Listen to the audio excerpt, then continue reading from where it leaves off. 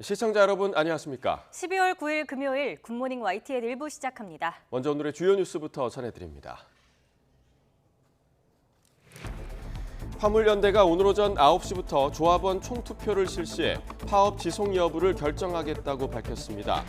정부 여당을 향해 안전운임제 3년 연장안을 지키라고 촉구했지만 대통령실과 국민의힘은 업무 복귀가 선행돼야 한다고 일축했습니다.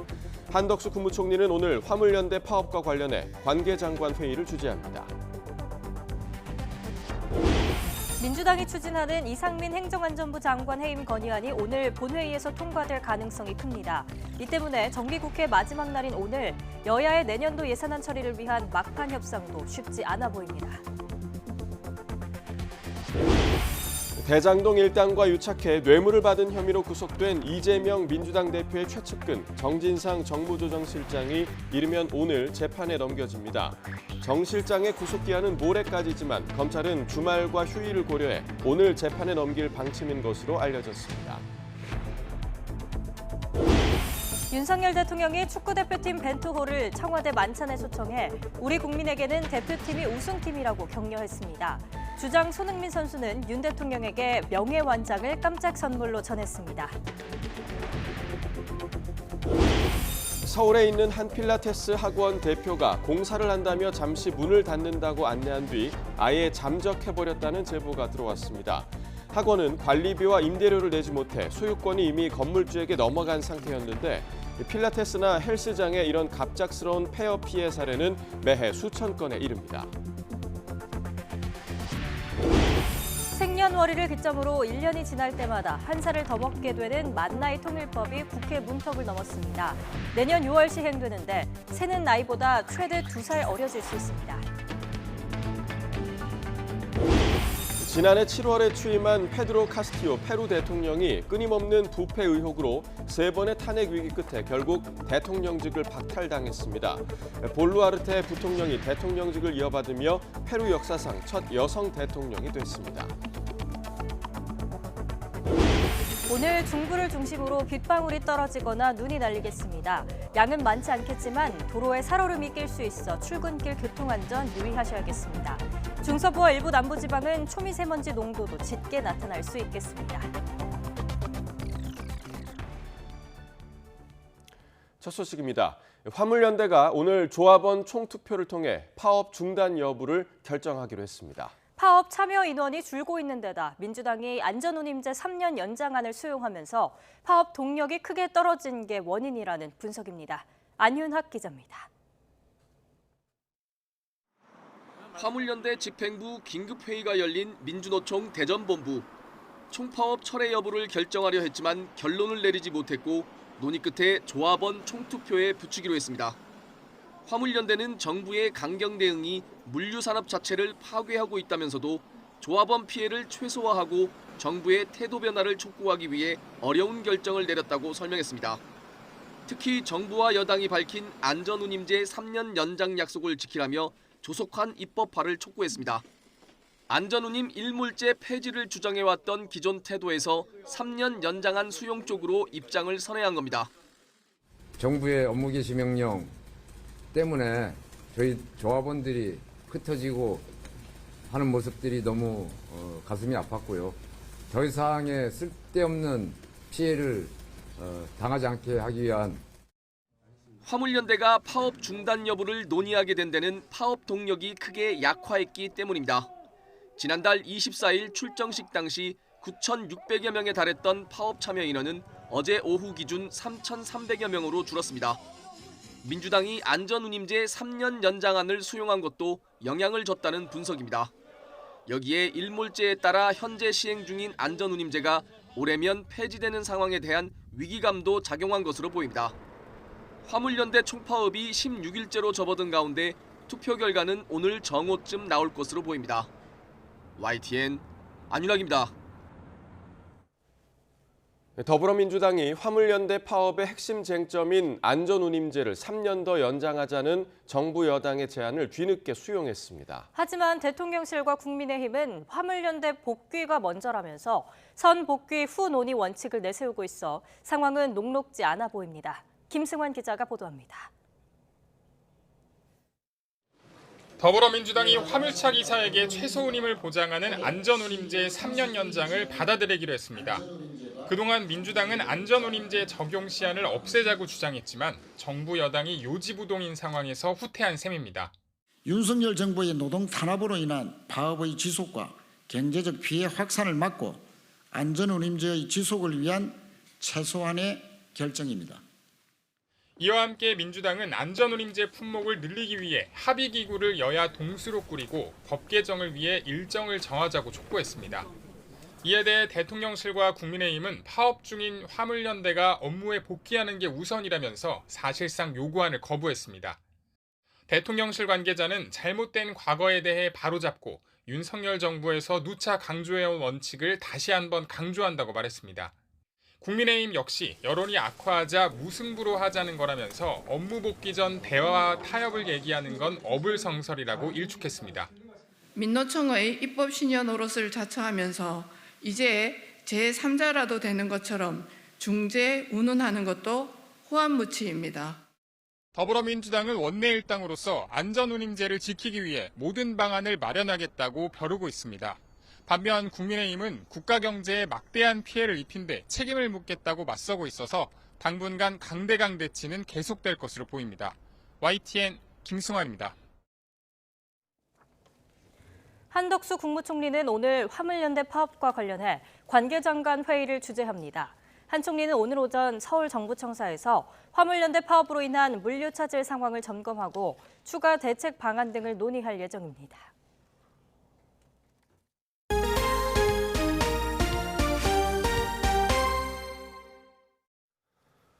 민주당이 추진하는 이상민 행정안전부 장관 해임 건의안이 오늘 국회 문턱을 넘을 것으로 보입니다.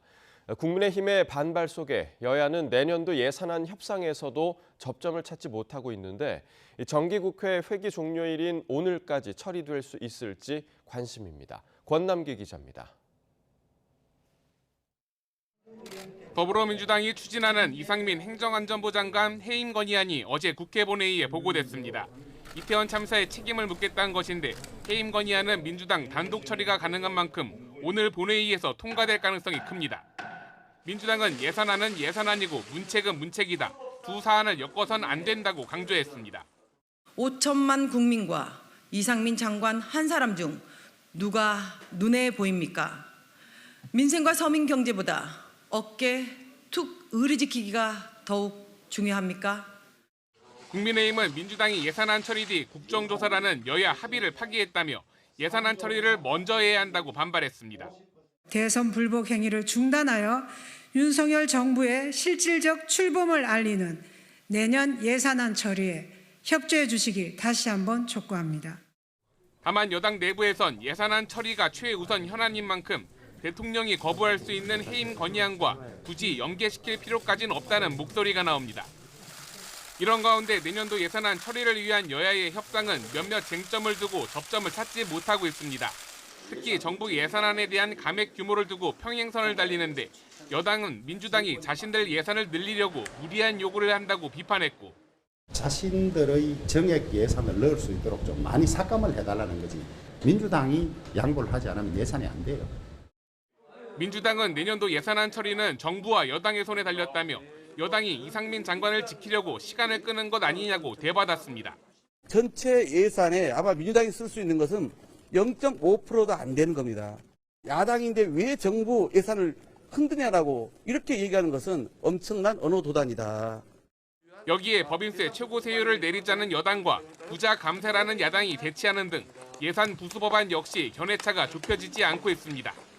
정기국회 회기안인 오늘까지 내년도 예산안이 처리될 수 있을지는 여전히 불투명합니다. YTN 권남기입니다. 대장동 일당과 유착해 뇌물을 받은 혐의로 구속된 이재명 민주당 대표의 최측근 정진상 정무조정실장이 이르면 오늘 재판에 넘겨집니다. 서울중앙지방검찰청은 오늘 정 실장을 뇌물과 부패방지법 위반 등의 혐의로 구속 기소할 전망입니다. 정 실장의 구속기한은 모레까지지만 검찰은 주말과 휴일을 고려해 오늘 재판에 넘길 방침인 것으로 알려졌습니다. 윤석열 대통령의 공약이었던 만 나이 사용을 명확히 규정하는 내용의 법안이 내년 6월부터 본격 시행됩니다.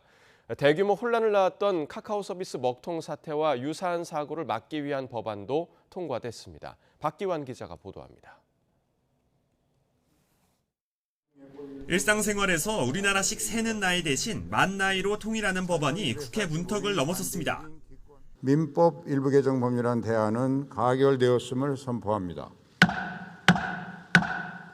그동안 일상에서는 태어날 때부터 한 살로 보고 매년 한 살씩 더하는 세는 나이를, 입대나 술, 담배 구매 연령 제한에는 현재 연도에서 태어난 연도를 빼는 연 나이를 사용해왔지만 이제 생일을 기준으로 하는 만 나이로 규정됩니다. 만 나이 통일법은 공포기간을 거쳐 내년 6월 시행될 예정입니다. 만 나이는 생년월일을 기점으로 1년이 지날 때마다 한 살을 더 먹게 되는데 세는 나이보다 최대 2살 더 어려질 수 있습니다. 태어난 아기의 경우 0살이 되고 1살이 될 때까지 개월수로 나이가 표기됩니다. 카카오톡 먹통 사태 재발 방지를 위한 법안도 통과됐습니다. 먹통 사태의 원인으로 꼽힌 데이터 센터를 이원화해 분산하고 카카오와 네이버 등도 재난관리 기본계획을 세우도록 했습니다. 방송통신 서비스 긴급 복구를 위한 정보체계의 구성, 서버, 저장장치, 네트워크와 전력 공급장치 등의 분산 및 다중화 등 물리적, 기술적 보호 조치를 담은 내용입니다. 또 굴착기 등 일부 건설기계 운전자가 스쿨존에서 교통범죄를 저지를 경우 가중처벌하는 민식이법 개정안과 서울에만 있는 회생법원을 수원과 부산에 추가 설치하는 법원설치법 개정안도 국회 본회의에서 가결됐습니다. 여기에 원자재 가격 상승분이 납품단가에 반영되도록 하는 이른바 납품단가 연동제도 본회의를 통과했습니다. 국회는 정기국회가 끝난 뒤에도 임시국회를 열고 정부조직법과 난국관리법 등 논의에 들어갈 예정인데 쟁점이 많아 난항이 예상됩니다. YTN 박견입니다. 윤석열 대통령이 축구대표팀 벤투호를 청와대 만찬에 초청했습니다. 우리 국민에게는 여러분이 우승팀이라고 격려하며 감격에 북받친 듯 울컥하기도 했습니다. 주장 손흥민 선수는 윤 대통령에게 명예완장을 깜짝 선물로 전했습니다. 조은지 기자입니다. 월드컵 16강 여운이 채 가시지 않은 귀국 이튿날 윤석열 대통령은 축구대표팀 벤투호를 청와대 영빈관으로 초청했습니다. 말쑥한 양복 차림의 선수단과 일일이 악수하며 특급 칭찬을 쏟아냈습니다. 12년 만에 손에 쥔 16강 티켓, 그 감격에 포르투갈전 때 찼던 손흥민의 주장 완장이 윤 대통령 팔에 채워졌습니다. 대한민국 호를 잘 이끌어달라는 뜻을 담은 캡틴의 깜짝 선물입니다. 저도 대통령으로서 국가가 어려운 일에 처할 때마다 제가 어떤 모든 책임을 가지고 이렇게 일을 잘하겠습니다. 여러분이 보였던 투혼 저도 보이겠습니다. 꺾이지 않는 마음 하나 되는 대한민국 문구 앞에서 윤 대통령은 끝까지 도전하는 선수들 모습에 커다란 울림을 받았다고 격려했습니다. 4년 뒤 북중미 월드컵에서 더 자신감을 가지도록 강력히 지원하겠다고 약속했고 우리 국민에겐 여러분이 우승팀이라고 말하면서는 감격에 울컥하는 모습도 보였습니다. 안팎으로 어려운 나라와 힘든 국민들에게 큰 위로와 희망을 주셨고 저와 우리 국민에게 여러분들은 월드컵 우승팀입니다. 축하드립니다, 여러분. 평생 잊지 못할 추억도 환영을 해주셔서 너무나도 감사드립니다. 대한민국을 더욱더 빛나게 할 수 있도록 축구적인 부분에서도 많은 노력을 할 테니 지금처럼 열심히 응원해 주시고 잘 지켜봐 주셨으면 감사하겠습니다. 윤 대통령 부부는 선수단 사인볼과 유니폼을 선물 받고서 한박 웃음 지었습니다. 윤 대통령이 이 사인볼을 직접 가슴 트래핑하는 장면을 선보이며 화기애애한 분위기는 더 무르익었습니다. 우리한테 정말 영혼이 남아있을 거라 저는 정말 확신하고 있거든요. 그래서 우리가 힘들 때 아마 이 경기를 생각하면서 그래도 희망은 또 그래도 있다라는 생각을. 두 골로 월드컵 신데렐라가 된 조규성 선수는 사회자의 짓궂은 외모 질문에 흥민이 형이 제일 잘생겼다고 했고 손흥민은 1등으로 김민재를, 김민재는 저에게 잘생겼다는 사람을 믿지 않는다고 말해서 폭소가 터지기도 했습니다. 돼지고기 보쌈을 메뉴로 한 2시간의 만찬이 끝나고 선수단은 윤 대통령과 셀카를 찍고 단체로 파이팅을 외치며 그라운드 밖에서 신선한 추억을 쌓았습니다. 대한민국 파이팅! 대통령실은 어려운 여건 속에서도 다시 일어설 수 있다는 희망과 자신감을 준 대표팀을 최대한 예우하기 위해 청와대 영빈관을 활용했다고 설명했습니다. YTN 조은지입니다.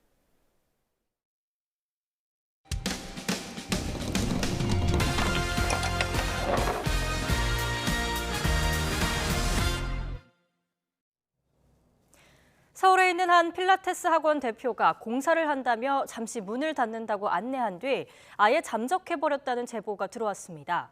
알고 보니 이미 학원은 관리비와 임대료를 내지 못해서 소유권이 건물주에게 넘어간 상태였는데요. 이렇게 필라테스나 헬스장의 갑작스러운 폐업 피해 사례는 매해 수천 건에 이릅니다. 제보는 Y 안동준 기자입니다. 지난 9월 서울 마포구에 있는 필라테스 학원에 60회 수강을 등록한 A씨.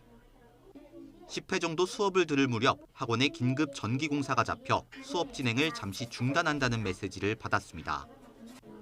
그런데 학원이 공지한 공사 마감 하루 전 돌연 필라테스 학원 운영을 중단한다는 연락이 왔습니다.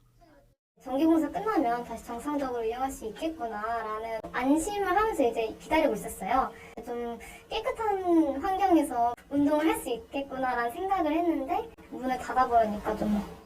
A씨가 다녔던 필라테스 학원입니다. 학원 문 앞에는 관리비 미납과 임대료 체납으로 학원 소유권이 건물주에게 넘어갔다는 안내문이 붙었습니다.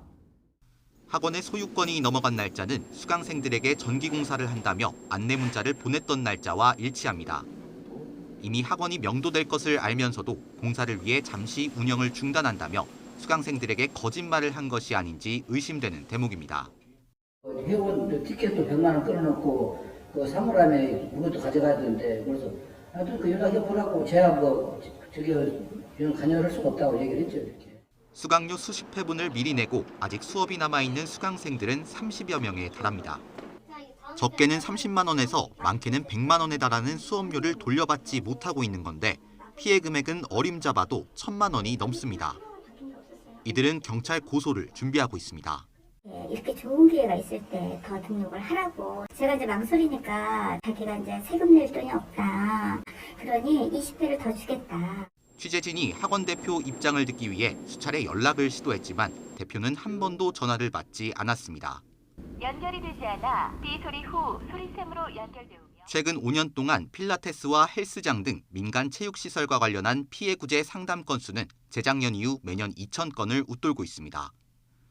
지난 6월에도 서울 강남에서 유명 헬스장 대표가 문을 닫고 잠적해 회원 수백 명이 피해를 보는 등 이른바 먹튀 사례를 심심치 않게 찾아볼 수 있습니다. 한국소비자원은 계약 체결 시 환급 조건을 꼼꼼하게 확인하고 되도록 장기 계약은 삼가라고 권고하고 있습니다. YTN 안동준입니다.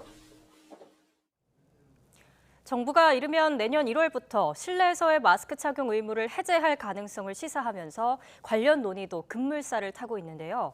불편한 마스크를 이젠 벗을 수 있게 됐다고 반기는 분위기가 대체로 읽히지만 모든 실내에서 100% 해제하는 건 아직 이르다는 의견도 나옵니다. 김근우 기자입니다. 요즘 커피숍에선 마스크를 내린 채 대화를 나누고 음료도 자유롭게 마십니다. 아직 실내 마스크 착용 의무가 유지되지만 이미 흔히 볼 수 있는 풍경입니다. 일부 지방자치단체장들의 실내 마스크 의무 해제 선언에 정부 차원에서도 긍정적인 반응이 나오자 시민들은 대체로 환영하는 분위기입니다. 실내 마스크 착용 자체가 더는 의미가 없다는 이유 때문입니다. 안에 들어갈 때만 잠깐 쓰니까 굳이 크게 의미는 없다고 생각해요. 뭐 음식점에선 벗고 영화관에서도 벗고 다 하는데 크게 달라지진 않을 것 같다고 생각이 듭니다. 다만 시기상조라는 목소리도 적지 않습니다. 감염 환자와 흔히 접촉하는 상황에서 강력한 방역 수단인 마스크를 완전히 벗는 건 이르다는 겁니다. 실내에서는 사람도 많고 가까이 붙어있기 때문에 좀 더 위험하다고 생각이 듭니다. 아직까지는 실내에서는 해제하기 이르지 않나 생각합니다. 전문가들도 의견이 갈립니다. 실내 마스크 착용 의무를 완화하는 것 자체에는 공감한다는 의견도 있지만 조기 치료가 훨씬 더 지금 중요한 시기이지 마스크를 이렇게 고집하는 건 큰 대세에는 큰 지장이 없다고 봅니다. 고령이거나 지병이 있는 경우엔 위험성이 큰 만큼 단계적으로 풀어야 한다는 의견도 만만치 않습니다. 전파 가능성이 매우 높은 장소이거나 아니면 정말 고위험군들이 자주 이용하는 시설인 경우에는 안전장치를 두는 것이 훨씬 더 나은 방법이 되겠죠. 나라 밖으로 눈을 돌려보면 대체로 실내 마스크 착용 의무를 푸는 추세지만 그렇다고 전부 해제한 것도 아닙니다. 29개 주요 국가 가운데 실내라면 어디서든 마스크를 의무적으로 써야 하는 국가는 우리나라와 이집트뿐이었습니다. 그러나 독일과 이탈리아 등 19개 나라는 의료시설이나 대중교통 등 일부 장소에서 마스크를 꼭 써야 했고 마스크 의무 착용 정책이 아예 없는 나라는 미국과 프랑스 등 9곳에 이릅니다. 정부는 앞으로 실내 마스크 착용 기준을 개편한다는 방침인데 감염 추세는 물론 국민과 전문가 여론 그리고 해외 사례들도 고려 대상이 될 전망입니다. YTN 김근우입니다. 지난 7월 행정안전부의 경찰국 신설에 반대하며 전국경찰서장 회의를 주도했던 류삼영 총경의 징계위원회가 열렸습니다. 윤희근 경찰청장은 류 총경의 중징계를 요구한 상태인데요. 실제로 중징계가 나온다면 경찰 조직 내부에서 갈등이 재점화할 가능성을 배제할 수 없습니다. 강민경 기자입니다. 징계위원회에 앞서 기자들을 만난 류삼영 총경은 행정안전부의 경찰국 설치가 잘못됐다는 주장을 굽히지 않았습니다. 경찰국 설치는 이태원 참사 피해가 커진 이유 가운데 하나라고 지적하기도 했습니다. 경찰의 인사권 같이 통제권이 이제 행안부 장관에게 이전된 상태에서 지난 10월 29일 우리 경찰의 경비 행태는 경호 경비에 올인하는 모습으로 해서 이번 이태원 참사가 발생했을 가능성이 있다. 류 총경은 지난 7월 당시 경찰청장 직무대행이었던 윤희근 청장의 해산 지시를 거부하고 경찰국 신설에 반대하는 전국 서장회의를 강행했습니다. 이후에는 대기 발령 조치와 징계위원회 회부가 이어졌습니다. 윤희근 청장은 회의에 참석한 총경 대부분에게 책임을 묻지 않았지만 류 총경에게만큼은 시민감찰위원회의 경징계 권고도 따르지 않았습니다. 대신 파면과 해임 등 중징계를 내려달라고 징계위원회에 요구했는데 류삼영 총경은 배후에 대통령실이 있을 거라고 분석했습니다. 뭔가 윗선, 용산이나 이런 쪽에 개입이 있었을 거라고 보시는 건가요, 그럼? 부정하지 않겠습니다. 징계위에서 류 총경은 윤 청장이 경찰국 설치에 대한 일선 경찰의 의견을 묻지 않고 총경회의를 열지 말라는 지시부터 한 것 자체가 옳지 않다고 주장한 걸로 알려졌습니다. 위원의 절반 이상이 법조인과 교수, 퇴직 공무원 등 민간 출신으로 구성된 징계위는 류 총경의 소명을 들은 뒤에 징계 수위를 의결하고 윤 청장의 최종 결재를 거칩니다. 경찰 측은 불필요한 혼란을 최소화하기 위해서라도 이르면 이번 주 안에 징계 수위를 결정하겠다는 입장입니다. 경찰 내부에선 사안이 워낙 정치적이라 중징계 가능성도 배제할 수 없다는 분석이 나옵니다. 류 총경은 부당한 결과가 나오면 소송을 통해서라도 끝까지 싸우겠다고 예고했습니다. 또 경찰 조직의 노동조합격인 전국경찰직장협의회도 징계에 반대한다는 탄원서를 제출해 징계 결과에 따라 경찰국 신설을 둘러싼 갈등이 재점화할 가능성도 제기됩니다. YTN 강민경입니다.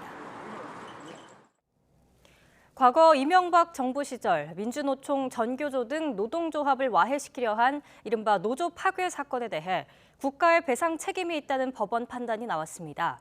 법원은 국가가 피해를 본 노동조합에게 모두 2억 6천여만 원을 배상하라고 판결했습니다.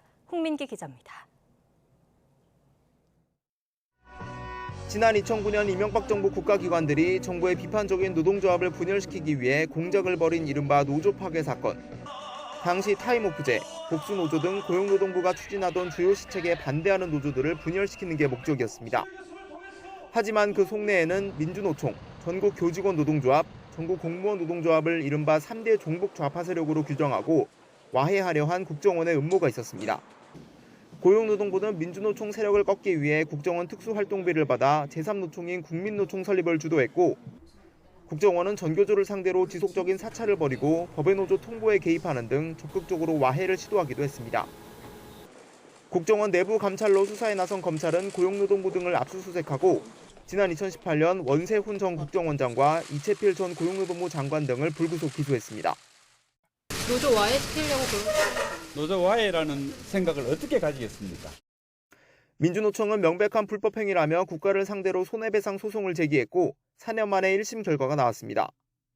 재판부는 국가 공무원 등이 노조 가입, 탈퇴를 종용한 행위 등은 노조의 단결권을 비롯한 권리를 침해하는 것이라며 당시 노조 파괴가 있었다는 점을 인정했습니다.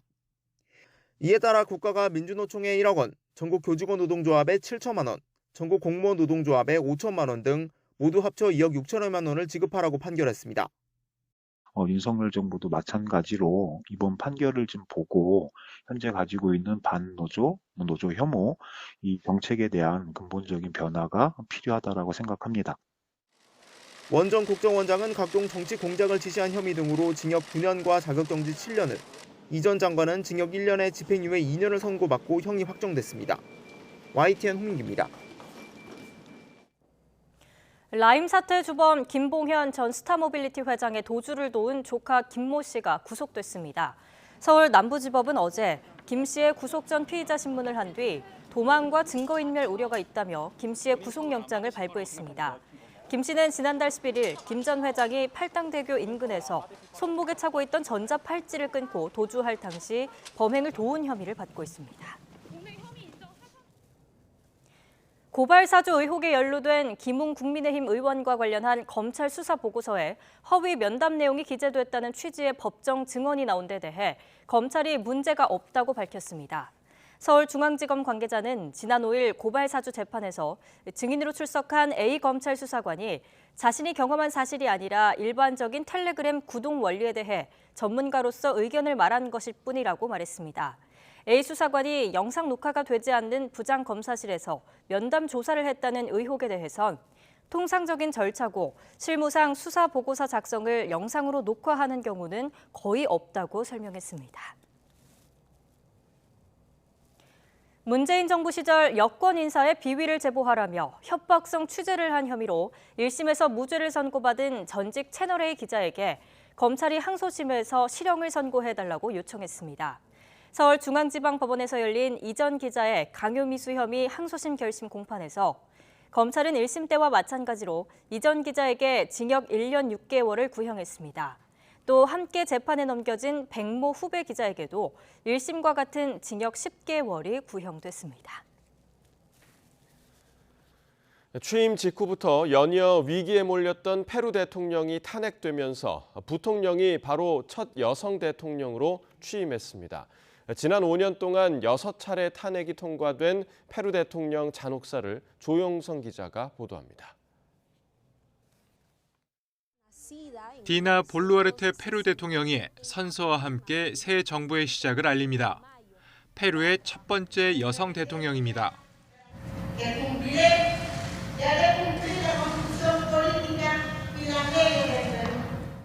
부통령이던 볼루아르테 대통령은 페드로 카스티오 전 대통령이 세 번째 탄핵 투표에서 직을 잃게 돼 대통령 자리에 올랐습니다. 지난해 7월 취임한 카스티오 전 대통령은 부패 의혹이 끊이지 않으면서 지지율이 10%대까지 떨어졌습니다. 수도 리마에서는 대통령에 반대하는 시위가 계속됐습니다. 시내는 최루탄으로 뒤덮였고 진압봉과 방패를 든 경찰과 시위대가 대치했습니다. 여기에 대통령을 지지하는 세력까지 가세하면서 전국은 극심한 혼란에 빠졌습니다.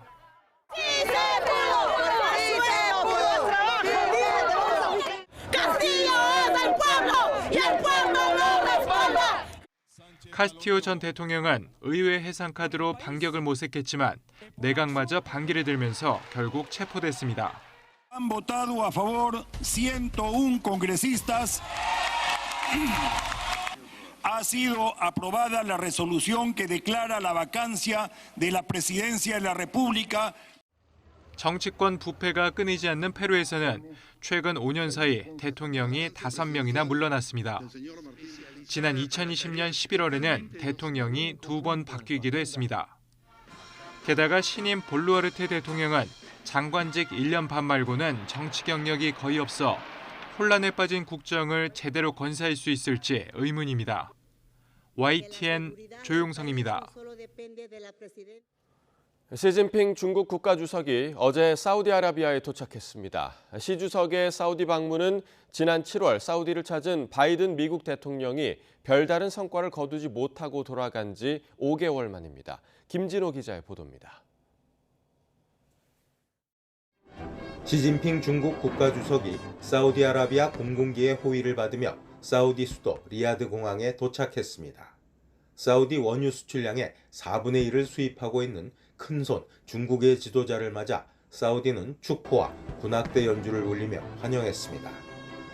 외신들은 시 주석에 대한 환영의 의미로 리야드 도심 주요 도로변이 중국 국기로 장식됐다고 전하면서 빈살만 왕세자가 주최하는 성대한 환영 행사가 준비될 것으로 보인다고 예상했습니다. 시 주석은 오는 10일까지 3일 동안 사우디에 머물며 압둘 아지즈 알 사우드 국왕, 무함마드 빈살만 왕세자와 회담할 예정입니다. 제1회 중국 아랍 정상회의와 중국 걸프협력회의 콘퍼런스에도 참석합니다. 习近平主席出席首届中国阿拉伯国家峰会，是新中国成立以来中国面向阿拉伯世界规模最大、规格最高的外交行动。 시 주석의 사우디 방문은 2016년에 이어 두 번째인데 지난 7월 조 바이든 미국 대통령이 원유 증산 등을 설득하기 위해 사우디를 찾았다가 별다른 성과를 거두지 못하고 돌아간 지 5개월 만입니다. 카슈크지 암살 사건과 원유 생산 정책 등을 놓고 미국과 관계가 소원해진 사우디를 찾은 시 주석은 이번 방문 기간 다른 걸프 국가 지도자들과도 만나 중동 지역 영향력 강화에 나설 것으로 보입니다. 사우디 국영 SPA 통신은 시 주석의 방문 기간 사우디와 중국이 1,100억 리알, 약 38조 6천억 원 규모의 계약을 체결할 것이라고 예고했습니다. YTN 김진호입니다. 이탈리아 중부 소도시 구비오에서 세계에서 가장 큰 성탄 트리가 불을 밝혔습니다. 높이 750m의 산비탈 전체를 색색의 대형 전구들이 뒤덮었습니다. 김태현 기자가 전해드립니다. 중세의 흔적을 간직한 이탈리아 중부도시 구비오. 올해도 어김없이 세상에서 가장 큰 크리스마스 트리에 불이 들어오고 불꽃놀이가 이어집니다. 카운트다운 끝에 탄성이 나오고 눈앞에 펼쳐진 멋진 광경을 휴대전화 카메라에 담습니다. 움브리아주의 인지노산 비탈에 설치된 성탄트리는 높이 750, 너비 450m로 전선의 길이가 8.5km나 됩니다. 42년째 매년 이맘때 점등식이 열리고 1991년 세계 최대 성탄트리로 기네스북에 올랐습니다. 이제는 친환경적인 조명과 태양광 시스템을 도입해 에너지 소비도 줄였습니다. L'albero è green perché è stata rifatta tutta l'illuminazione della stella con le strip LED e da quest'anno il perimetro, la sagoma del perimetro, anche questo con delle plafoniere a LED che permettono un forte risparmio. Di speranza, di riconciliazione, di solidarietà, di amicizia, di relazione tra i popoli e vorrei dire anche di pace. 해마다 점등의 주인공도 화제에 오릅니다. 올해는 움브리아주 부지사가 나섰지만 역대 교황과 나폴리타노 전 대통령, 우주인 네스폴리도 불을 밝혔습니다. 8년 전에는 프란치스코 교황이 바티칸에서 원격으로 점등했습니다. 커다란 성탄 트리에는 곧 코로나19가 사라지고 평화로운 세상이 오라는 기원이 담겼습니다. YTN 김태현입니다. 튀르키예 항공사인 페가수스 항공이 승객 228명을 태우고 모로코 카사블랑카에서 이스탄불로 가던 중 긴급 상황이 발생해 바르셀로나에 멈춰 섰습니다. 조종사는 임신한 승객의 양수가 터진 것으로 보인다며 바르셀로나 엘프라트 공항에 비상 착륙을 요청했다고 로이터 통신 등이 전했습니다. 여객기는 해가 뜨기 전 바르셀로나 공항에 도착했고 활주로에 대기하고 있던 구급차로 임신한 승객을 옮기던 중 승객 28명이 탈출을 시도했습니다. 경찰은 처음에 승객 14명을 제지했고 이후 공항 안에서 1명, 공항 밖에서 1명을 추가로 체포했지만 나머지 12명은 도주해 행방이 불분명한 상태입니다. 일본 홋카이도에서 한국인 관광객이 탑승한 버스가 고속도로 분리대에 부딪혀 18명이 가벼운 부상을 입은 것으로 나타났습니다.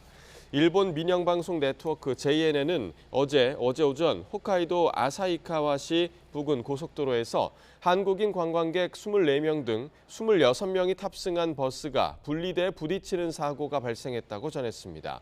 이 사고로 탑승자 중 18명이 다쳤는데 부상 정도가 가벼워 병원으로 후송되지는 않았다고 JNN은 보도했습니다. 호주인 88명을 포함해 202명의 목숨을 앗아간 2002년 인도네시아 발리 폭탄 테러 주범이 호주의 반대에도 불구하고 가석방됐습니다. 영국 가디언에 따르면 발리 테러범 우마르 파텍은 그제 오전 인도네시아 동자바주 수라바야에 있는 교도소에서 석방됐습니다. 리카 아프리안티 인도네시아 법무부 교정국 대변인은 파텍이 수감 생활을 하면서 급진주의를 포기했다며 파텍은 교정국의 안내에 따를 의무가 있으며 가석방을 유지하기 위해 어떠한 폭력도 저지르지 않아야 한다고 밝혔습니다.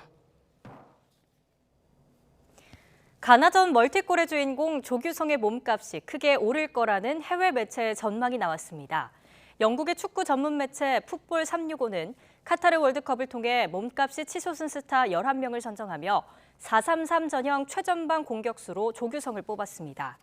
그러면서 조규성이 3분 동안 넣은 2골은 한국의 승리를 가져다주지 못했지만 인생은 바꿀 수 있다며 조규성은 마스크를 쓴 손흥민으로부터 스포트라이트를 훔쳐갔다고 평가했습니다. 한국 축구대표팀 주장인 토트넘의 손흥민이 2022년 올해 한국을 빛낸 스포츠 스타 1위에 뽑혔습니다. 한국갤럽은 제주를 제외한 전국 만 13세 이상 1,771명에게 올해 한국을 가장 빛낸 스포츠 선수를 물은 결과 손흥민이 86.2%의 압도적 지지로 1위를 차지했다고 밝혔습니다. 프로배구 흥국생명의 김연경이 2위, 메이저리그 토론토의 류현진이 3위를 차지했고 축구의 이강인과 김민재가 그 뒤를 이었습니다. 최근 그라운드를 떠난 이대호가 선배들이 주는 상인 1구회 대상을 받았습니다. 롯데 우승을 이루지 못한 아쉬움을 나타내면서 후배들이 꿈을 이뤄줄 거라고 말했습니다. 보도에 이지은 기자입니다. 야구계 선배들이 주는 대상 주인공이 된 이대호. 그 영광의 수상자는 유니폼을 벗는 그날까지 리그를 지배한 선수, 조선의 4번 타자 이대호 선수입니다. 축하드립니다. 화려한 선수 생활이었지만 끝내 우승하지 못한 아쉬움은 너무나 큽니다. 롯데 자이언츠 우승을 못 시키고 은퇴하는 게 너무 아쉽지만 후배들이 꼭 이뤄줄 거라 생각하고 기대하고 있겠습니다. 우승 반지를 낀 추신수를 부러워하며 구단에 과감한 투자가 필요하다는 쓴소리도 아끼지 않았습니다. 우승하고 또 신수를 한번 만났었는데 너무 행복해 하더라고요. 그 우승이라는 거는 진짜 안 해본 사람은 잘 모르는 것 같아요. 그래서 너무 부럽고. 다음 시즌 준비 없이 편안한 마음으로 맞이한 12월. 12월 달 되면 또 혹독한 다이어트를 시작해야 되는 시즌인데 그걸 안 해서 너무 좋고 일단 저 개인적으로 좀 건강을 위해서 조금 다이어트를 할 생각이지만 내년 시즌을 대비해서 다이어트는 안 해서 조금 홀가분하고 좋은 사람으로 남겠다고 약속한 마음에는 변함이 없습니다. 추운 겨울이 진짜 좀 힘들잖아요. 이럴 때 많이는 아니지만 그래도 제가 조금이라도 이렇게 도움이 된다 하면 저를 표본 삼아서 다른 분들도 이렇게 많이 옆을 돌아볼 수 있는 시간이 되니까. 야구 예능 프로그램 등에서 활약하며 방송인으로 제2의 인생을 시작하는 조선의 4번 타자. 유니폼은 벗었지만 여전히 롯데의 우승을 응원하고 있습니다. 우승을 하고 은퇴한다고 약속을 했었는데 좀 죄송스럽고 저도 이제 롯데 선수가 아닌 롯데의 팬으로서 팬들과 같이 롯데를 응원하면서 롯데가 우승하는 걸 꼭 지켜보고 싶습니다. YTN 이지은입니다. 오늘도 예년보다 온화한 초겨울 날씨가 이어지겠습니다. 현재 서울 기온은 1.7도로 아침에도 한파 수준의 매서운 추위는 없고요. 한낮에는 기온이 10도까지 오르면서 예년 기온을 5도가량 웃돌겠습니다. 다만 오늘은 하늘빛이 다소 흐리겠고요. 아침까지 서울과 인천, 경기 서부와 충북 서해안에 비나 눈이 조금 내리겠고 오전부터 오후 사이에는 그 밖의 서쪽 지방 곳곳으로도 빗방울이 떨어지거나 눈이 날리는 곳이 있겠습니다. 이로 인해 도로가 무척 미끄러울 것으로 보이니까요. 교통안전에도 각별히 유의해 주시기 바랍니다. 또 초미세먼지도 말썽입니다. 밤사이 중국발 스모그가 유입되면서 오늘 경기 남부와 충청, 일부 남부지방은 종일 대기질이 나쁨 수준을 유지하겠고요. 서울과 인천, 경기 북부 지역은 오후 한때 일시적으로 공기가 탁해지겠습니다. 현재 기온 살펴보겠습니다. 현재 서울 기온 1.7도, 대전 영하 1.5도, 부산은 6.9도를 나타내고 있습니다. 낮 동안에는 어제보다 기온이 오르면서 바깥 활동하기 수월하겠습니다. 오늘 낮 기온 서울 10도, 대전 11도, 광주와 대구는 12도가 예상됩니다. 토요일인 내일은 호남 서해안과 제주도에, 일요일에는 영동과 경북 동해안에 비가 내리겠고요. 이후 다음 주 중반에는 다시 강추위가 찾아올 전망입니다. 지금까지 날씨 정보였습니다.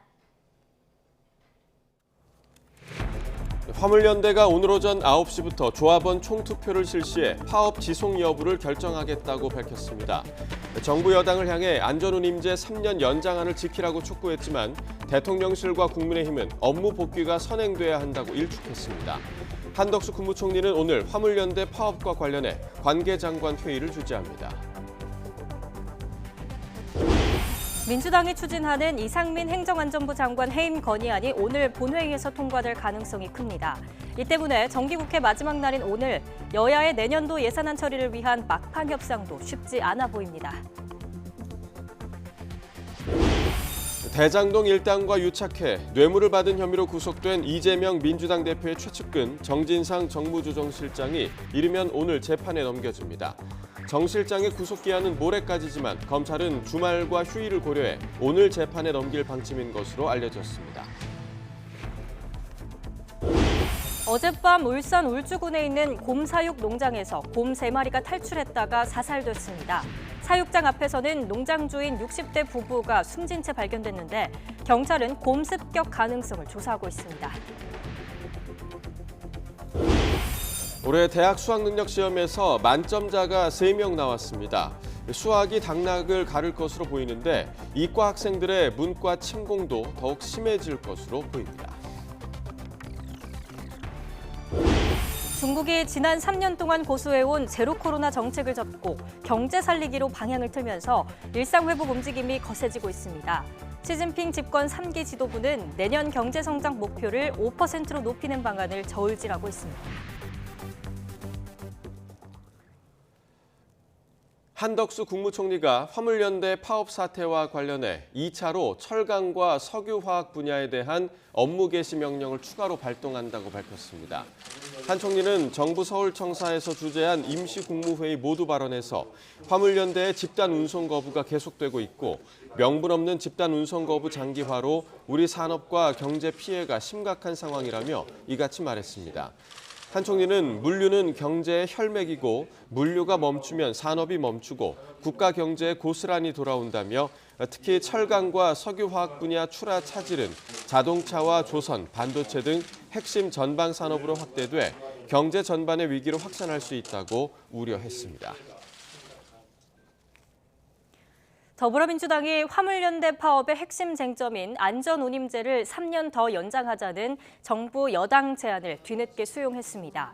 국회 국토교통위원회 소속 민주당 의원들은 어제 국회에서 기자회견을 열고 지금 국회에서 법안 처리 절차를 밟지 않으면 안전운임제가 사라질 절박한 시점이라며 이같이 밝혔는데요. 관련 내용 직접 들어보시죠. 안전운임제 지속과 경제적 피해 최소화를 위해 정부 여당의 3년 연장안을 수용하겠습니다. 정부와 여당이 품목 확대와 관련한 어떠한 협상도 거부한 채 일몰 상황이 다가오는 이때 안전운임제 지속이 가장 큰 최우선 과제입니다. 윤석열 정부의 노동 탄압으로 인한 파업의 지속과 경제적 피해 확산을 막고 안전운임제의 지속을 위한 최소한의 결정입니다. 화물연대 총파업이 계속되고 있는 가운데 정부는 업무 복귀 없이는 대화도 없다는 원칙을 고수하고 있습니다. 파업 초기부터 윤석열 대통령은 법과 원칙에 따라 책임을 묻겠다고 강조해 왔는데 정부 업무 개시 명령이 처음 발동됐던 지난 2000년 의료 파업 때 법원의 판단을 들여다봤습니다. 신지원 기자입니다. 화물연대의 총파업 엿새 만에 업무 개시 명령을 발동했던 정부가 그 범위를 다시 확대했습니다. 윤석열 대통령은 파업 초기부터 불법과 타협하지 않겠다는 점을 강조했습니다. 운송 거부에 동참하지 않는 동료에 대해 쇠사슬을 쏴서 공격하는 것은 용납할 수 없는 범죄 행위입니다. 경찰은 집중 수사팀을 편성했고 비노조원에게 물병을 던지거나 운행 중인 화물 차량에 쇠구슬을 날린 혐의로 조합원 등을 체포했습니다. 파업 불참으로 피해보는 화물 차주는 보호하고 화물연대의 운송 거부에 대해서는 끝까지 책임을 묻겠다는 게 지금까지 정부의 대응 방식입니다. 법원에선 어떻게 판단했을까? 지난 2000년 의료 파업 사례를 보면 업무 개시 명령에 불응한 혐의에 대해선 등기 우편이 반송된 경우 송달의 효력이 없다는 이유로 대법원에서 유무죄가 갈렸습니다. 하지만 투쟁 지침이나 서명 날인, 협박 등의 방법으로 집단 휴업에 동참하도록 강요한 독점 규제법 위반 혐의나 조직적으로 진료를 거부하게 해 병원의 업무를 방해한 혐의는 처음부터 끝까지 유죄 판단이 유지됐습니다. 이때 의료 파업을 주도했던 의사들을 재판에 넘겨 1심에서 전원 유죄를 받은 검사가 당시 서울지방검찰청 검사였던 윤석열 대통령입니다. 이번 화물연대 파업에 대해서도 윤 대통령은 대화를 통한 해결보다는 법과 원칙을 내세웠습니다. 조직적 불법, 폭력 행위에 대해서는 법과 원칙에 따라 그에 상응하는 책임을 끝까지 묻겠습니다. 판례를 보면 이번에도 파업의 불법성을 가르는 쟁점은 운송 거부에 참여하지 않은 차주들을 상대로 부당하게 압력을 행사한 사실이 있는지가 될 것으로 보입니다. 지난 2014년 2차 의료 파업 때는 참여율이 20.5%로 낮았던 점과 휴업 결의 내용을 단순히 통지했을 뿐 강요하지 않은 사실이 인정돼 파업 지도부에 무죄 판결이 내려지기도 했습니다. 정부는 국토부를 중심으로 한 합동점검팀과 경찰 집중수사팀, 공정거래위원회 조사를 통해 강력한 행정처분과 사법조치에 착수하는 등 대화 없는 전방위 압박에 나서고 있습니다. YTN 신지원입니다.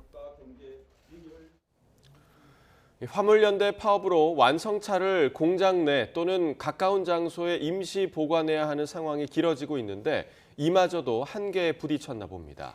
기아 자동차는 공장에서 먼 곳으로 차 한 대씩 개별적으로 운전해서 갖다 놓는 이른바 로드 탁송을 울며 겨자 먹기로 하고 있다고 하는데요. 오선열 기자가 취재했습니다.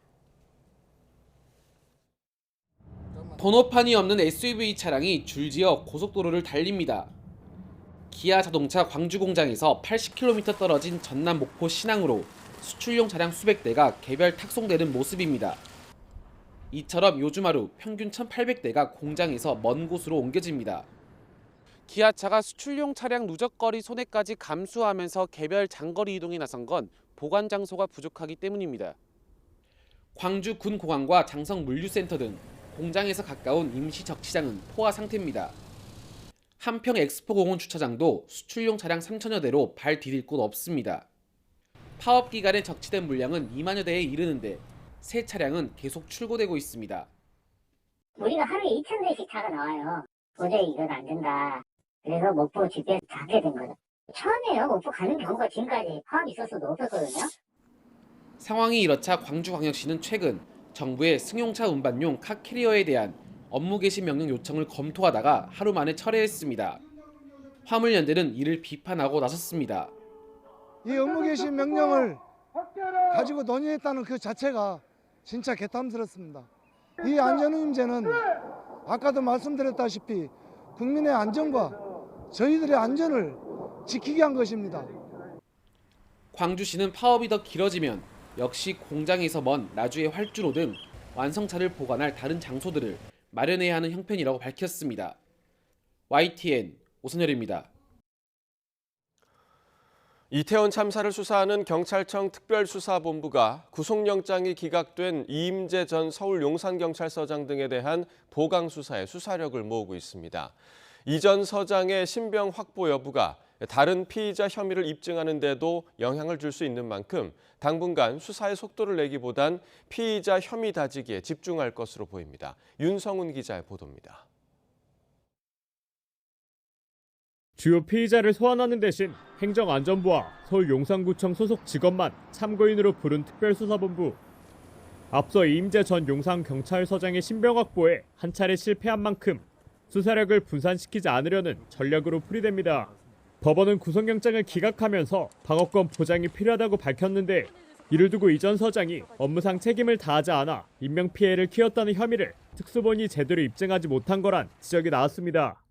이에 따라 특수본은 구속 필요성과 혐의를 더 분명히 밝히기 위해 법리 구성을 정교하게 다듬는 작업에 착수했습니다. 특히 이 전 서장이 현장 도착 시간을 허위로 기재한 혐의를 추가해 구속영장을 다시 신청하겠다며 정면 돌파 의지를 드러냈습니다. 이 전 서장을 구속하는데 사실상 사활을 거는 모양새입니다.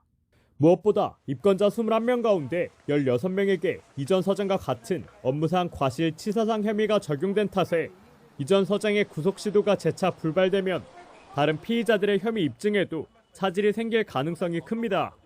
실제 특수본은 박희영 용산구청장과 최성범 용산소방서장 등에 대한 구속영장 신청을 검토해오다 이 전 서장의 영장이 기각된 뒤 선뜻 결정을 내리지 못하고 있습니다.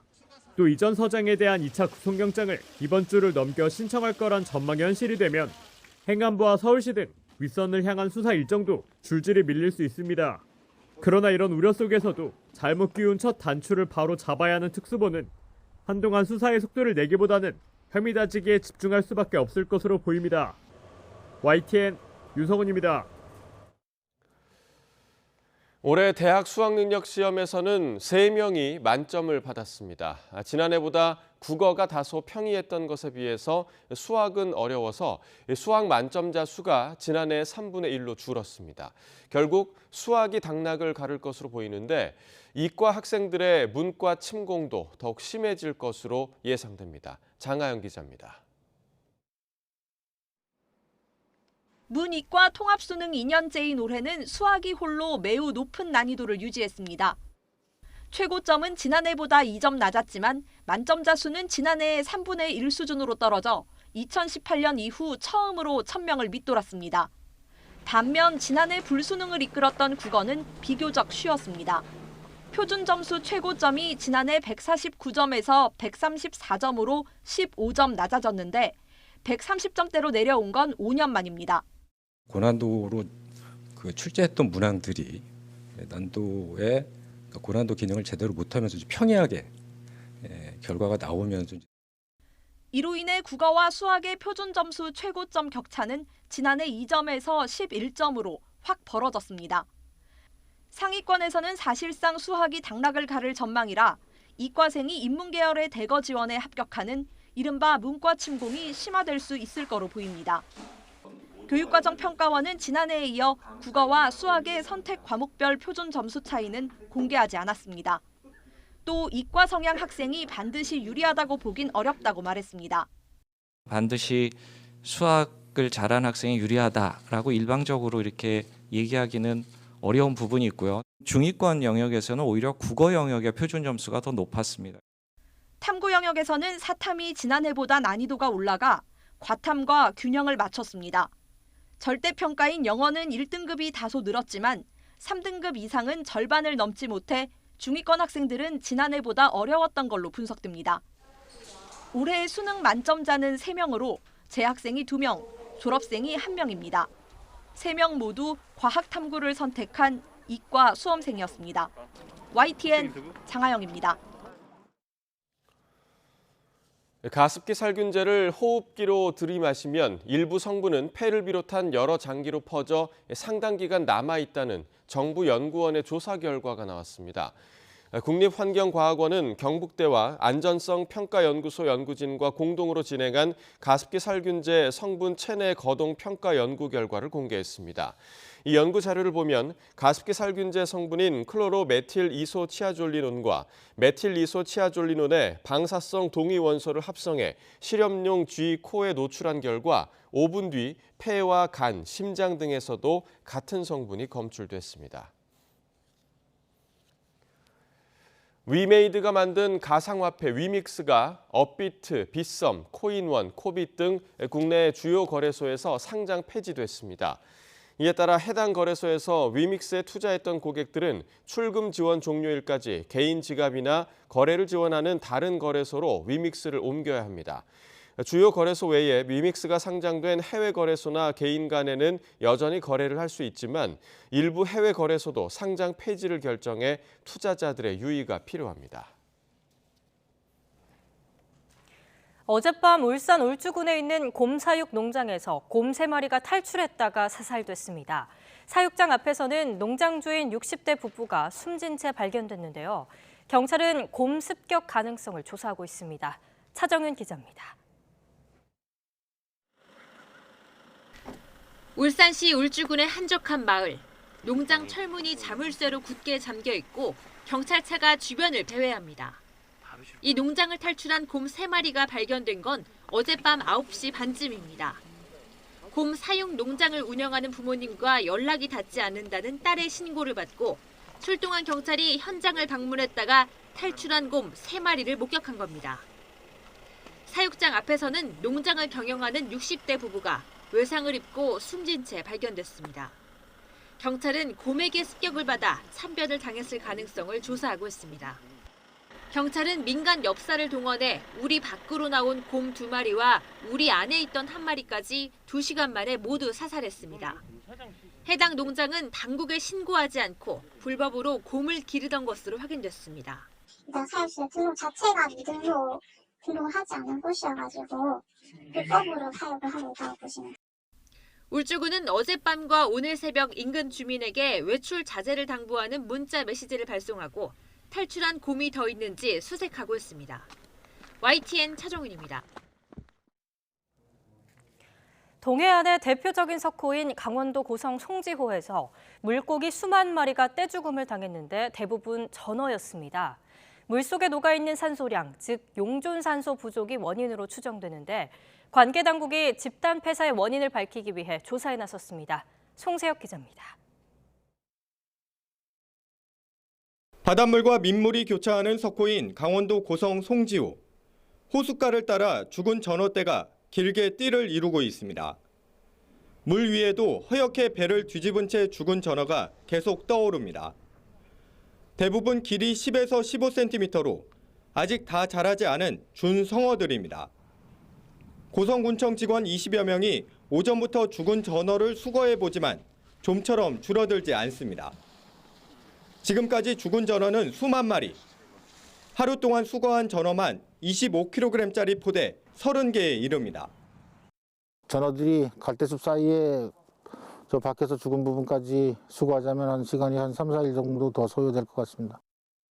전어는 지난 6일부터 조금씩 죽기 시작했는데 이틀 만에 갑자기 폐사량이 급격히 늘어난 겁니다. 전문가들은 전어의 입과 아가미가 벌어진 점 등으로 미뤄 물속에 녹아있는 산소량 부족으로 죽었을 가능성이 큰 것으로 보고 있습니다. 바람이 불면서 퍼져나가요. 산소층이. 하필 이제 그런 층 위에 있다가 얘네들이 밤에 바람이 불면서 뒤집어지니까 당하는 거죠. 강원도 보건환경연구원은 수질 분석에 나서는 등 전어 집단 폐사의 원인을 조사하고 있습니다. YTN 송세혁입니다. 어제 저녁 7시쯤 울산 울주군 상북면 덕현리에 있는 야산에서 불이 나 40여 분 만에 꺼졌습니다. 다친 사람은 없었지만 50제곱미터가 불에 탔습니다. 어제 오후 3시쯤 제주시의 한 관광지에서 전기로 운행하는 레일바이크에 불이 나 20분 만에 꺼졌습니다. 이 불로 관광객 4명이 얼굴과 다리에 화상을 입거나 연기를 마셔 병원으로 옮겨져 치료받고 있습니다. 세종시에 있는 한 육군 부대에서 조금 특별한 은퇴식이 열렸습니다. 3년 전 충북 산속에서 조난된 여중생을 열흘 만에 처음 발견하는 등 오랜 기간 임무를 훌륭하게 수행한 정찰견 달관이를 기념하기 위한 행사였는데요. 양동훈 기자가 그 현장을 다녀왔습니다. 개 한 마리가 당당하게 단상으로 걸어 나옵니다. 부대원들의 마음이 담긴 목걸이와 맛있는 간식을 선물로 받습니다. 육군 제32보병사단 기동대대에서 정찰견으로 일한 군견 달관이 은퇴식입니다. 10년간의 정찰견 임무를 성공적으로 수행하고 은퇴견으로 전환되었습니다. 달관이는 지난 2019년 산속에서 실종된 중학생을 열흘 만에 찾아내 큰 주목을 받았습니다. 달관이는 은퇴식이 열리는 날 오전 마지막 훈련을 무사히 마쳤습니다. 끝까지 자기 임무를 완수한 겁니다. 하지만 이런 달관이도 처음부터 모범 군견은 아니었습니다. 지난 2014년에 훈련을 받다 도망쳐 우스갯소리로 탈영견이 되기도 했습니다.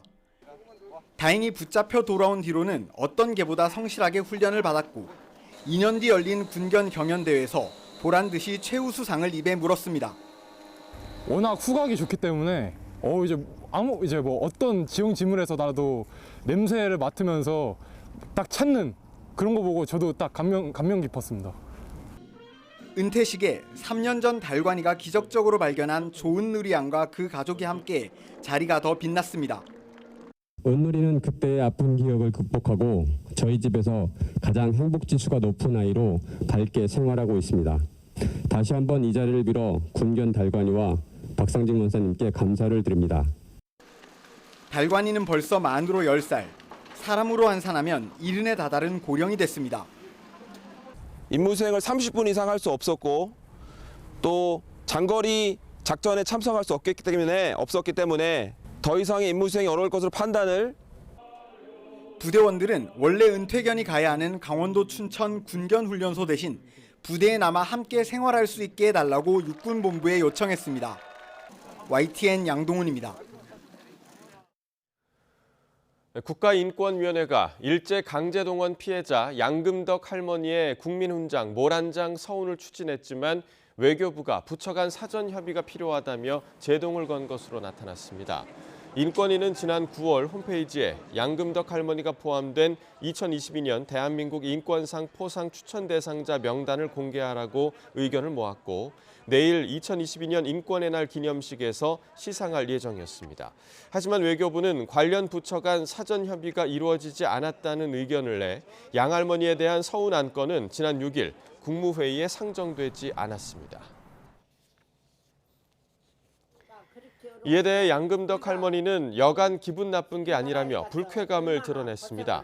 양 할머니는 피해자 지원단체 일제강제동원 시민모임이 공개한 영상에서 상을 준다고 해서 흐뭇하고 기분이 좋았는데 우리에게 부끄러운 일이 있으니까 그러는 것 아니냐며 이같이 말하고 사죄 한마디 들으려는 게 이렇게 어려운 거냐고 덧붙였습니다. 정부가 북한 IT 인력들이 신분을 위장해 우리 기업들로부터 일감을 수주할 가능성이 있다며 합동주의보를 내렸습니다. 정부는 이들이 면접을 진행할 때 화상 면접보다는 온라인 채팅을 통한 면접을 선호한다면서 주의를 당부했습니다. 최두희 기자입니다. 외국인으로 신분을 위장해 IT 분야에서 프리랜서로 활동하면서 선진국 기업들로부터 일감을 수주합니다. 손쉬운 신분 위장 기법 가운데 하나는 신분증 조작, 포토샵으로 인물 사진을 바꾸거나 실명 확인을 위한 전화 인증이 필요할 때는 전화번호 본인 인증 대행 사이트를 활용합니다. 면접을 진행할 경우 화상 면접보다는 온라인 채팅을 통한 방식을 선호하는데 화상 면접을 요구하는 경우엔 음성이 나오지 않는다고 둘러대며 전화 면접으로 유도하기도 합니다. 정부가 국내 기업들이 북한 IT 인력을 고용하지 않도록 합동주의보를 내리면서 언급한 북한 IT 인력들의 신분 위장 수법입니다. 구인 구직 플랫폼상 본인 인증 절차 등을 선제적으로 점검하였습니다. 그 결과 북한 IT 인력들이 신분을 위조하여 국내 기업을 대상으로 일감을 수주하는 것이 가능하다고 판단하였습니다. 정부는 실제로 북한 IT 인력이 우리 기업을 대상으로 일감 수주를 시도한 사례도 있는 것으로 파악했습니다. 특히 2016년 이후 대북 제재가 강화되면서 외화벌이와 핵미사일 개발 자금 조달에 북한 IT 인력들이 차지하는 비중 또한 갈수록 커지고 있다는 게 정부의 판단입니다. 북한을 상대로 범정부적 차원의 주의보를 발령한 것은 이례적으로 정부는 사이버 공간에서 북한의 불법적인 외화벌이 차단에 기여할 수 있을 것으로 내다봤습니다. 또 국제사회와의 긴밀한 공조하에 IT 분야 국내 기업들의 주의를 강화하기 위한 노력을 계속해 나갈 예정이라고 밝혔습니다. YTN 최두입니다. 정부는 디지털 인재를 양성하기 위해 대학 44곳을 소프트웨어 중심 대학으로 선정해 전문 교육을 지원하고 있습니다. 소프트웨어 중심 대학 학생들이 지난 1년 동안 일군 성과가 공개됐는데요. 꽤 보람 있는 결실들이 잇따라 선보였습니다. 최소라 기자가 다녀왔습니다. 디지털 기술의 발달과 함께 날로 교묘해지고 있는 보이스피싱. 대학생들이 손잡고 전화 통화를 실시간 분석해 보이스피싱 위험도를 알려주는 기술을 개발했습니다. 금융감독원이 공개한 보이스피싱 문장 15,000개를 학습한 결과 기술의 정확도가 97%로 나타났습니다.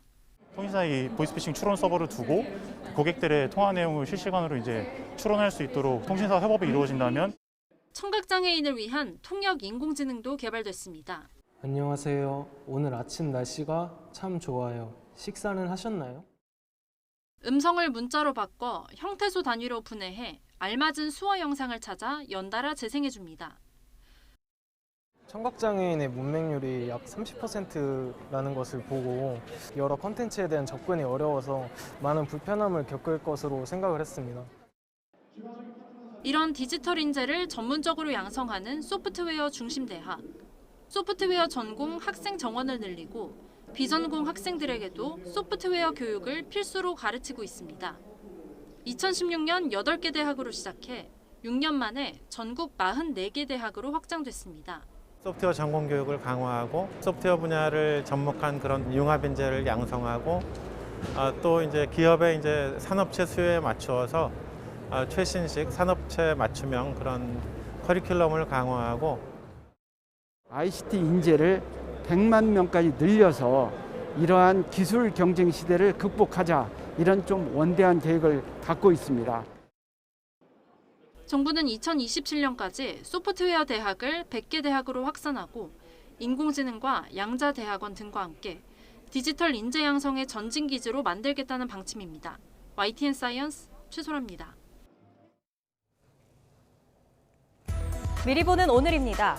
한덕수 국무총리가 오늘 화물연대 파업과 관련한 관계장관 회의를 주재합니다.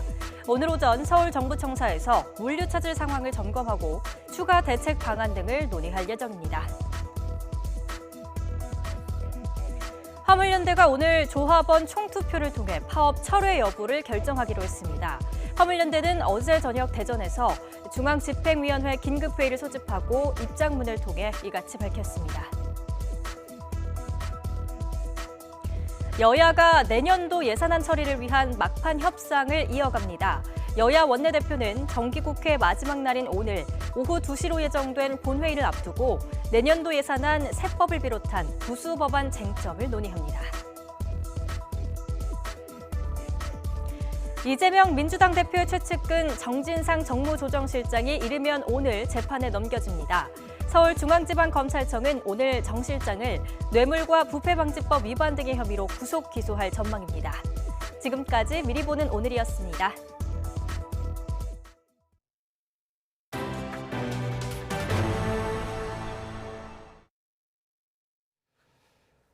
네, 날이 추워질수록 반가운 곳, 바로 겨울 축제장이죠. 코로나 여파로 그동안 열지 못했던 강원도 겨울 축제가 올겨울 정상 개최를 예고하고 있습니다. 홍성욱 기자입니다. 수조 가득 물이 지어 헤엄치는 물고기떼, 몸통에 검은 점박이 무늬가 선명한 산천어입니다. 지난 봄부터 무럭무럭 자라 몸집을 키웠습니다. 거리두기 해제로 올겨울 화천 산천어 축제는 정상 개최를 결정했습니다. 축제의 주인공 산천어입니다. 어른 팔뚝만큼 크게 자랐는데요. 한 달 뒤면 이 축제장으로 옮겨져 관광객들에게 짜릿한 손맛을 선사합니다. 축제장 낚시터 역시 때마침 얼어붙기 시작했습니다. 기온이 더 떨어지고 더 두껍게 얼어붙기만 기다리면 됩니다. 축제장 주변 빙등광장에서는 얼음 조각 만드는 손길이 분주하고 밤거리를 수놓을 도심 조명 작업도 시작됐습니다. 2020년 따뜻한 날씨에 축제가 단축 운영됐고 이후엔 코로나19 여파로 열리지 못한 강원도 겨울축제가 다시 관광객들을 찾아옵니다. 매년 100만 명이 넘게 찾는 화천 산천어 축제부터 원조 겨울축제 인제 빙어축제 그리고 평창 송어축제와 홍천강 꽁꽁축제까지 4년 만에 정상 개최가 결정되면서 축제장은 벌써 들썩이고 있습니다. 얼음이 아주 예쁘게 얼고 있습니다. 그래서 조금만 더 추우면 안전한 축제가 될 수 있도록 얼음이 더 두껍게 얼을 거예요. 그러면은 많은 분들이 오셔서 이 얼음판에서 낚시도 하시고 썰매도 타시고 아마 즐겁게 즐길 수 있을 거라고 믿습니다.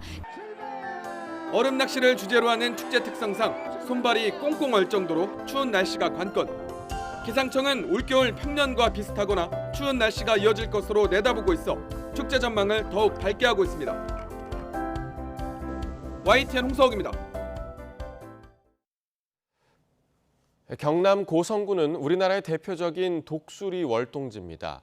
독수리떼가 올해도 어김없이 이 지역을 찾았는데요. 겨울철 생태 관광지로 이름을 알리고 있습니다. 박종혁 기자가 보도합니다. 길이 2m가량의 커다란 날개로 활공하는 독수리떼. 먹이가 있는 눈에 내려도 안전한지를 살피더니 곤두박질 치듯 땅으로 내려앉습니다.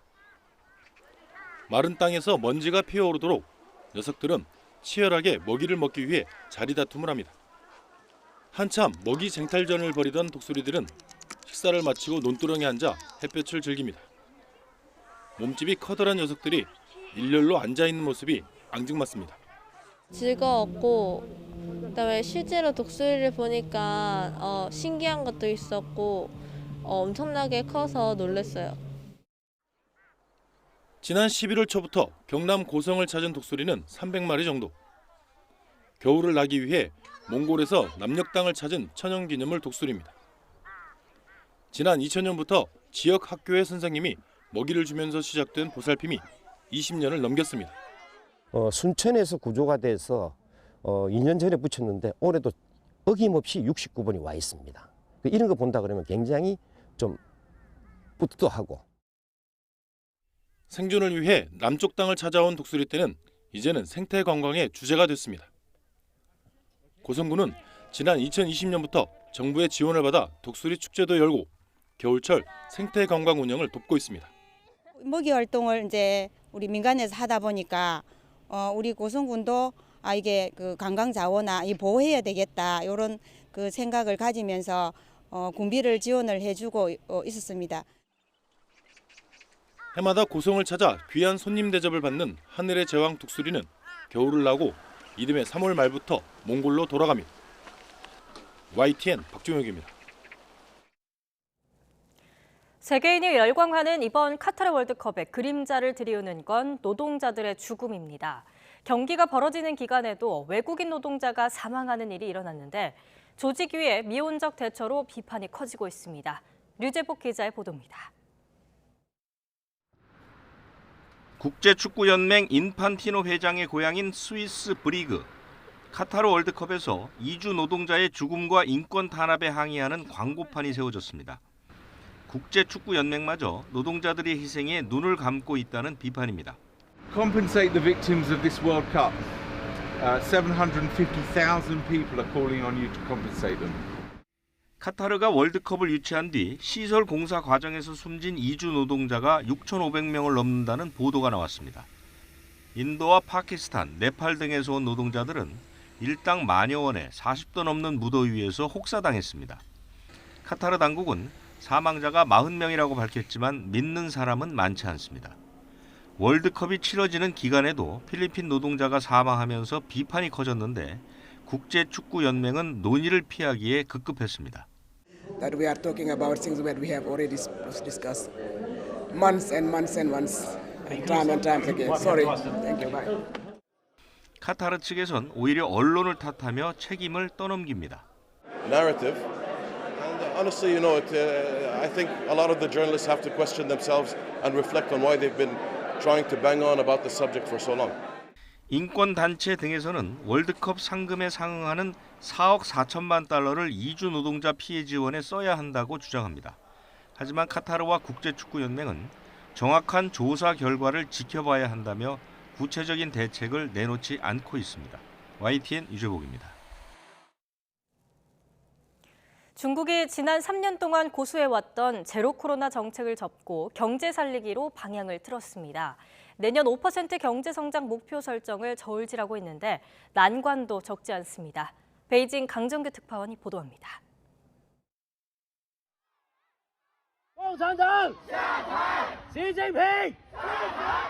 정권 퇴진까지 외친 백지 시위, 열흘 만에 나온 방역 최적화 조치 10조.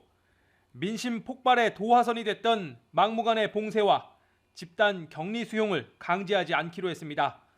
严禁以各种方式封堵消防通道、单位门、小区门。 대탈출국이 벌어졌던 정저우 아이폰 공장처럼 집단 기숙형 생산도 지향합니다. 지역 간 이동에 족쇄가 됐던 PCR 검사도 폐지해 경제 혈맥을 뚫기로 했습니다. 유랑하는 농민공들이 일손 부족을 겪는 지역에 수혈될 수 있을 걸로 보입니다. 도시에선 채소값이 급등하는 반면 시골에선 농작물이 썩어 문드러지는 일도 해소될 전망입니다. 코로나19 발병 초기인 2020년 우한 봉쇄 이후 최악을 기록한 중국의 11월 수출입 실적. 시진핑 집권 3기 지도부는 반등을 넘어 내년 5% 성장 목표 설정을 저울질하고 있습니다. 我国经济年均增长5%以上，好于全球平均水平。 봄물 터진 일상 회복 움직임에 영화 관람과 남부 휴양지 예약이 3배로 뛰었습니다. 그러나 베이징 같은 일부 대도시의 식당 등에선 여전히 48시간 음성 증명을 요구해 혼선을 빚기도 합니다. 如果有人被感染了是阳性的话，我们其实是不能及时发现的，所以我觉得目前这个政策的话，它是有利有弊。 중국의 낮은 접종률과 의료시설 부족에 따라 앞으로 14억 인구의 90%까지 감염되고 최대 200만 명이 숨질 수 있다는 계산도 나옵니다. 我们的优化完善不是被动的，更不是完全的放开。 방역 대신 경제로 급선회한 중국. 잃어버린 3년을 되찾을 수 있을지 시진핑 집권 3기 첫 시험대에 올랐습니다. 베이징에서 YTN 강정규입니다.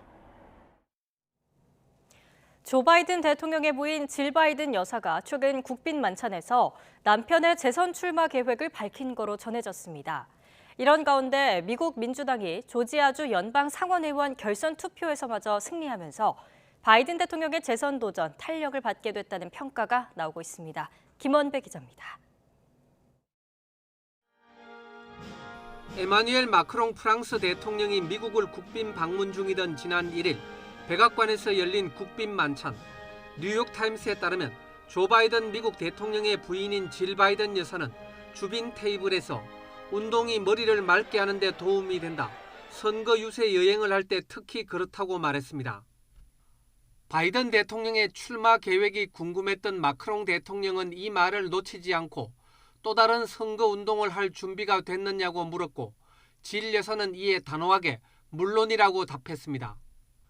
마크롱 대통령은 바로 바이든 대통령에게 고개를 돌리면서 축하하는 게 맞는 것 같다며 바이든 대통령의 2024년 선거 운동을 위한 건배를 제안했습니다. 뉴욕타임스는 바이든 대통령 부부가 중요한 동맹국 정상에게 출마 계획에 대한 신호를 줬다는 사실은 이들이 재선 도전에 얼마나 진심인지를 보여주는 것이라고 분석했습니다. 특히 질 여사와 마크롱 대통령의 대화는 바이든 대통령의 숙고에 결정적인 영향을 미치는 것으로 알려져 있는 질 여사의 생각을 들여다볼 기회를 제공한다고 뉴욕타임스는 덧붙였습니다. 이런 가운데 민주당이 6일 조지아주 연방 상원의원 결선 투표 승리로 상원에서 51석을 확보해 확실한 과반을 차지하게 되면서 바이든 대통령의 재선 도전이 더 탄력을 받게 됐습니다. 집권당의 무덤으로 불렸던 중간선거에서 예상과 달리 상당히 선전한 데다 2024년 대선까지 민주당이 상원을 주도적으로 운영하면서 바이든 정부의 국정 운영을 뒷받침할 수 있게 됐기 때문입니다. 이 때문에 80살의 고령으로 애초 세대 교체의 대상으로 지목됐던 바이든 대통령에 대한 민주당 내 평가가 달라지고 있습니다. 바이든 대통령은 지난달 중간선거 직후 내년 초에 재선 도전 여부를 결정하겠다고 밝혀 재선에 강한 의지를 보였습니다. This is ultimately a family decision. I think everybody wants me to run, but we're going to have discussions about it. And my guess is it'll be early next year we make that judgment. 이와 관련해 론 클라인 백악관 비서실장은 6일 바이든 대통령이 크리스마스 연휴 직후에 재선 도전을 선언할 것으로 예상했습니다. YTN 김원배입니다. 미국에서 동성 간 결혼의 효력을 전국적으로 인정하도록 하는 법안이 의회 입법 절차를 마쳤습니다. 미 하원은 현지 시각 8일 연방정부 차원에서 동성혼을 인정하는 결혼존중법을 찬성 258표, 반대 169표로 가결했습니다. 오늘도 종일 예년 기온을 웃돌면서 큰 추위는 없겠습니다. 다만 아침까지 서울 등 수도권 일부 지역과 충북 서해안에 비나 눈이 내리는 곳이 있겠고요. 또 오후까지 그 밖에 서쪽 지방 곳곳으로도 약하게 눈발이 날리는 곳이 있겠습니다. 이로 인해 도로 살얼음이 발생할 가능성이 높으니까요. 출근길 교통 안전에 각별히 유의해 주시기 바랍니다. 또 초미세먼지에 대한 주의도 필요하겠습니다. 밤사이 중국발 스모그가 유입되면서 오늘 경기 남부와 충청, 일부 남부지방은 종일 대기질이 나쁨 수준을 유지하겠고 서울과 인천, 경기 북부 지역은 오후 한때 일시적으로 공기가 탁하겠습니다. 이 지역에 계신 분들은 호흡기 건강관리에도 신경 써주시기 바랍니다. 현재 기온을 살펴보면 오늘도 한파 수준의 매서운 추위는 없습니다. 현재 서울 기온 1.7도, 대전 영하 1.5도, 부산은 6.9도를 나타내고 있습니다. 낮 동안에는 어제보다 기온이 오르면서 바깥 활동하기 수월하겠습니다. 오늘 낮 기온 서울 10도, 대전 11도, 광주와 대구는 12도까지 오르겠습니다. 토요일인 내일은 호남 서해안과 제주도에, 일요일에는 영동과 경북 동해안에 비나 눈이 내리겠고요. 이후 다음 주 중반에는 다시 영하 10도 안팎의 강추위가 찾아올 전망입니다. 한편 대기의 건조함은 나날이 심해지고 있습니다. 현재 동해안과 남해안을 중심으로 수일제 건조특보가 발효 중인 만큼 산불 등 화재 사고가 발생하지 않도록 불씨 관리 철저히 해주시기 바랍니다. 지금까지 서울 상암동에서 YTN 윤수빈입니다.